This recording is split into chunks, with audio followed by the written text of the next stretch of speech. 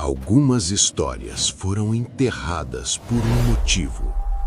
Mas hoje, um novo arquivo será aberto.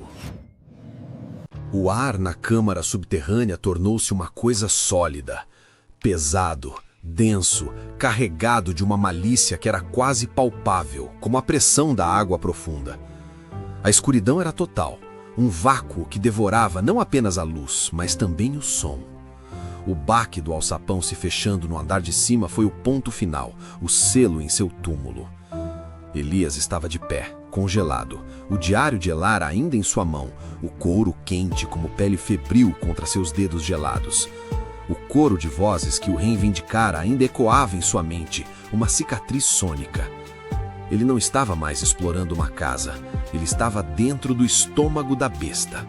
A escada. O pensamento foi um relâmpago de puro instinto de sobrevivência. Ele se virou, tropeçando na cadeira que derrubara e caiu de joelhos na terra fria e úmida.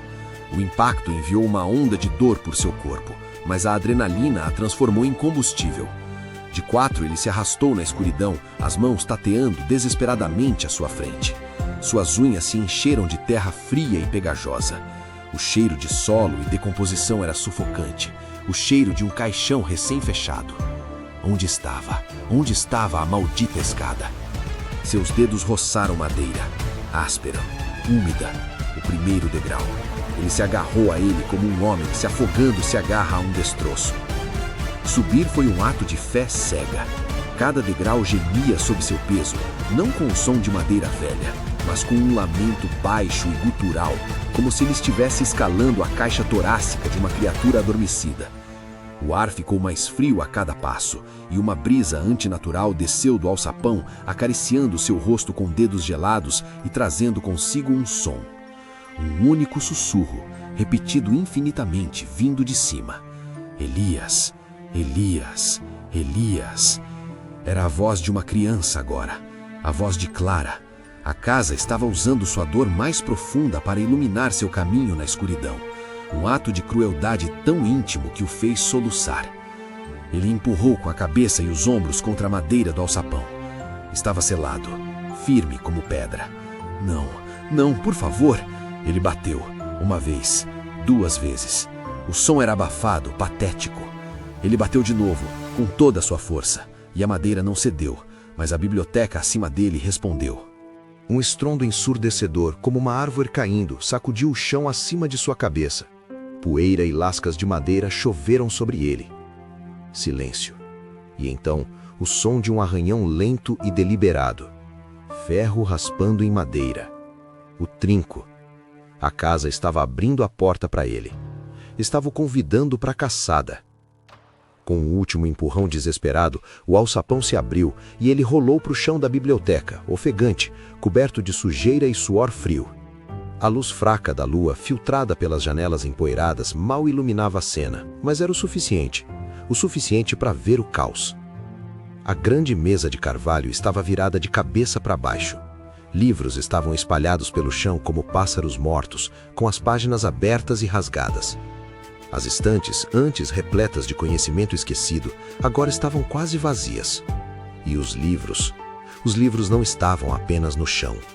Um volume pesado de capa de couro flutuou no ar no canto mais distante da sala, pairando a 1 metro do chão, girando lentamente sobre si mesmo. Elias se levantou, cambaleando para trás, o terror roubando o ar de seus pulmões. O livro parou de girar, sua lombada virou-se para ele. E então ele disparou. Como uma bala de canhão, o livro cortou o ar com um assobio agudo e vicioso. Elias se jogou no chão. O livro passou zunindo por onde sua cabeça estivera segundos antes e se chocou contra a parede oposta com a força de uma explosão. O gesso rachou e desmoronou, e o livro caiu no chão, desfeito. A casa não estava mais sussurrando, estava gritando, estava atacando. Outro livro se ergueu, depois outro, e mais um. Logo uma dúzia de volumes pesados pairava no ar, como um enxame de predadores espectrais. Ele correu para a porta da biblioteca, saltando sobre pilhas de papel rasgado e destroços de madeira. Os livros o seguiram, um bombardeio de couro e papel. Eles batiam nas paredes ao seu redor, explodindo em nuvens de poeira centenária. Um deles o atingiu nas costas, um golpe sólido que o jogou para frente. Ele caiu, o rosto raspando no assoalho áspero.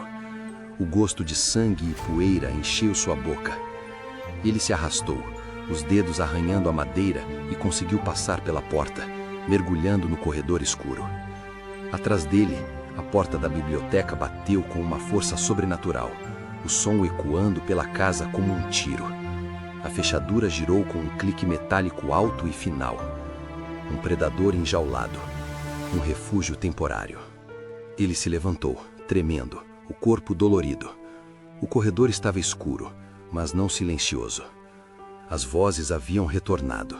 Elas não vinham mais de uma direção, mas de todas, de dentro das paredes, do teto, do chão sob seus pés. Elias, sussurrou a voz de Jonathan Blackwood à sua esquerda.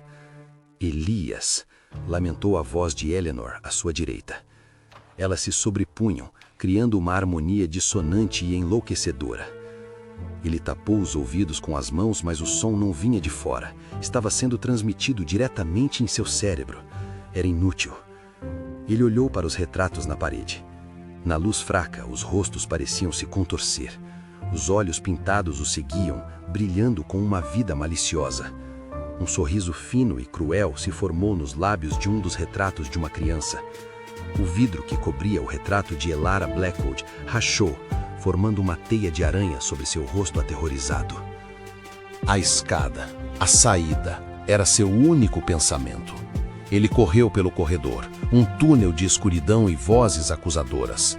Cada porta que ele passava tremia em sua moldura, as maçanetas chacoalhando violentamente, como se os ocupantes fantasmagóricos de cada quarto estivessem tentando alcançá-lo, agarrá-lo, arrastá-lo para dentro. Uma das portas se abriu com um rangido agudo e uma rajada de ar gelado e com cheiro de túmulo o atingiu, quase o derrubando. Ele não olhou. Ele não ousou olhar. Continue correndo. Não pare. Não olhe para trás. Ele chegou ao topo da grande escadaria. A escuridão do hall de entrada abaixo era como um poço de piche. Ele desceu os degraus de 2 em 2, a mão deslizando pelo corrimão frio e pegajoso. A madeira gemia e estalava sob seu ataque. Cada passo, um trovão desesperado. No meio do caminho, ele parou. Uma figura estava parada no final da escada, no hall de entrada. Era uma silhueta escura, alta e fina, recortada contra a luz fantasmagórica que entrava pelas janelas da sala de estar. Era a mesma forma que ele pensou ter visto no espelho horas antes. Não era uma ilusão. Ela estava ali, esperando por ele. Não tinha rosto, nem características, apenas uma forma humanoide feita de escuridão concentrada, uma fenda na realidade. O ar ao redor dela se distorcia, como o calor subindo do asfalto. Elias congelou, o sangue em suas veias se transformando em gelo. A figura ergueu um braço longo e fino, apontando para ele, e todas as vozes da casa falaram através dela, um coro unificado de tormento.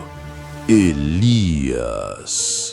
O grito era uma força física. A onda de som o atingiu como um soco, jogando-o para trás. Ele rolou pelos degraus restantes, seu corpo batendo contra a madeira dura, e aterrissou em um monte disforme no chão do hall. Sua cabeça latejava, estrelas dançavam em sua visão. A figura de sombra se dissolveu, desfazendo-se em mechas de fumaça escura que foram absorvidas pelas paredes. A casa não precisava de um avatar. A própria casa era um monstro. Ele se levantou com dificuldade, cada músculo protestando. A porta da frente estava a apenas alguns metros de distância. Salvação, liberdade. Ele correu, tropeçando, e se jogou contra a porta maciça de carvalho. Agarrou a maçaneta de latão, grande e fria. Ele a girou. Não se moveu. Estava trancada. Não, eu a deixei aberta. Eu sei que deixei. Ele a sacudiu, puxou, bateu o ombro contra a madeira. Nada. Era como tentar derrubar uma montanha. Um som de clique metálico veio de dentro da fechadura, alto e deliberado. E depois outro, e mais um. Sons de trancas que não existiam se encaixando, de pinos de ferro sendo cravados na moldura. A casa estava se fortificando, selando-se por dentro. Ele se afastou, o pânico se transformando em um desespero uivante. As janelas! A sala de estar! Ele correu para a sala de estar, o cômodo onde os móveis cobertos por lençóis pareciam uma congregação de fantasmas. Ele agarrou as bordas de uma das grandes janelas e tentou erguê-la, emperrada, selada com a mesma força antinatural da porta. Ele olhou para fora, para a noite, para a liberdade, e o vidro começou a mudar.